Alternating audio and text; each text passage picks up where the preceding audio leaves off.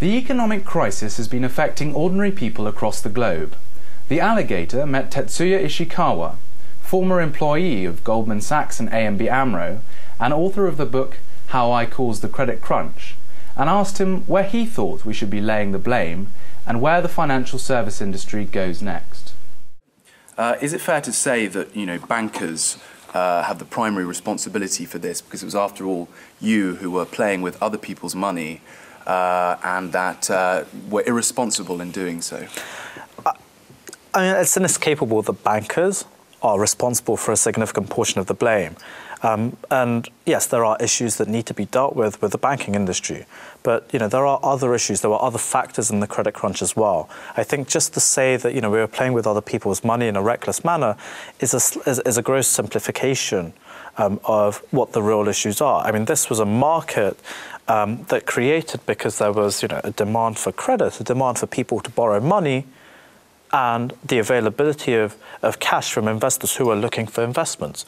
And the securitization technology, that has existed for over 30 years now, was really a key factor in matching that demand and supply. So there are other issues beyond just, the bankers just, being reckless. So bankers will be bankers, but do you think that it should have been governments that were putting a hold on what the money markets were doing?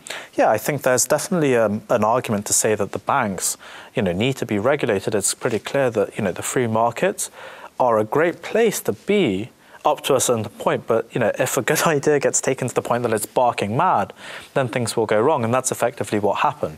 Unfortunately, we were in a period of deregulation. Gordon Brown talked about light touch regulation, or, no questions without justification. We were in an era where bankers were encouraged to go ahead and push the boundaries beyond what we had known, because politicians also wanted to see the upside of it as well.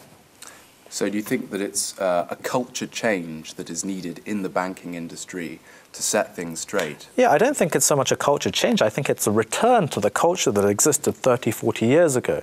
After the Great Depression, many pieces of legislation came out, especially in the United States. Franklin D. Roosevelt came out with some pretty major policy decisions which lasted until the 1990s. And for 60 years, they were very, very good policies that kept the financial markets in check, such as the Glass-Steagall Act, such as the creation of Fannie Mae and Freddie Mac. But in the period of deregulation, effectively a new generation of people who had never experienced the Great Depression unwound everything that Franklin D. Roosevelt did through what seemed to be very justifiable arguments. So if there's one thing that you would do to sort out the financial services industry and return to that culture, what would it be? It would be to get all the G20 politicians into one room, along with the key bankers, with the heads of all the major banking institutions in the world, and thrash out a global regulatory framework that all the banks are happy with, that all the politicians are happy with, and that has a remuneration structure that incentivizes for the long term, that focuses on the quality of earnings and the contribution to society, not just the sheer quantity. Do you feel that you personally and some of your colleagues should bear a sense of guilt for what you've done to ordinary people's job prospects, their mortgages, things like that? Sure. I think there is an element of humility. There's an element of acceptance that that credit bankers like myself have to be shouldering a significant part of the blame. That's why the book is titled "How I Caused the Credit Crunch," is to relay that element of guilt and how the part that we played. But also on the other side, the title is supposed to capture the notion that the one person, that an individual, that even a collection of individuals, couldn't possibly have caused one of the most systemic failures in modern history in a way that that no one ever foresaw. I mean, this isn't just the work of people like me. Yes, we contributed to it, but there are other issues as well. Do you think there's a culture of greed in wider society? Do you think that's something that benefits society as a whole, or do you think that should be mitigated again? Gus Levy, who was the senior partner that ran Goldman Sachs in the 1970s, famously said, "It's good to be greedy, but long-term greedy."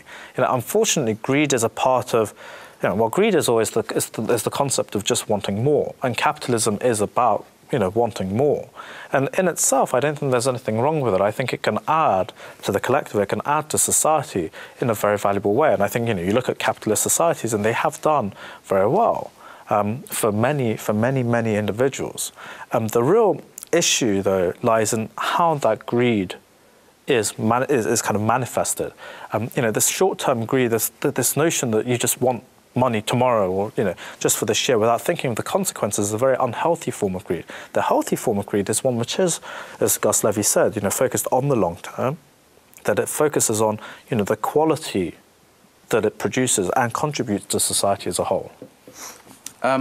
So you therefore feel a little bit of sympathy for the people who may have been sort of stringing up effigies of bankers during the sure, yes. No, absolutely. I mean, look, the people, the average person on the street has, they themselves probably could have helped prevent the credit crunch in being more prudent in the way they spent money. But it's not their fault that they were encouraged or they were, just bombarded with pretty powerful forms of marketing to get them to spend money, to borrow money.